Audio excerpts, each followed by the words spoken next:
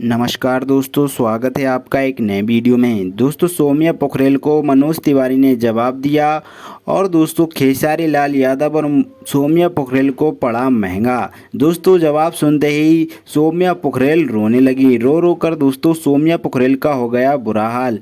दोस्तों, वीडियो से बने रहिएगा, वीडियो को पूरा ज़रूर देखिए। दोस्तों, एक बहुत बड़ी खबर ये भी निकल के आ रही है। मनोज तिवारी से एक इंटरव्यू में पूछा गया था दोस्तों सौम्या पोखरेल और खेसारी लाल यादव की आ रही फिल्म को लेकर। और दोस्तों, जब सौम्या पोखरेल जो कि नेपाल से हैं दोस्तों खेसारी लाल यादव के साथ काम कर रही हैं, इसके बारे में दोस्तों मनोज तिवारी ने बहुत बड़ी बात कह दी है। दोस्तों, आगे लाइव आपको तस्वीर भी दिखाने वाले हैं, वीडियो से बने रहिएगा। वीडियो में आगे बढ़ने से पहले दोस्तों आपसे एक छोटी सी रिक्वेस्ट है कि दोस्तों इस वीडियो को लाइक ज़रूर करिएगा। और दोस्तों, आप मनोज तिवारी, खेसारी लाल यादव और दोस्तों सौम्या पोखरेल को थोड़ा सा भी पसंद करते हैं तो चैनल को दोस्तों सब्सक्राइब ज़रूर करिएगा और बेल आइकन पर क्लिक कर ऑल पर सेलेक्ट ज़रूर करिए।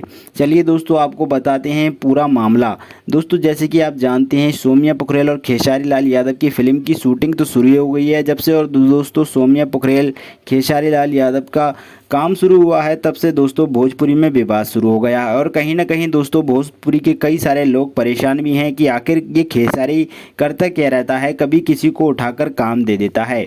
दोस्तों, आपको बता दें मनोज तिवारी ने दोस्तों सौम्या पोखरेल को जवाब दिया और सौम्या पोखरेल को पड़ा महंगा।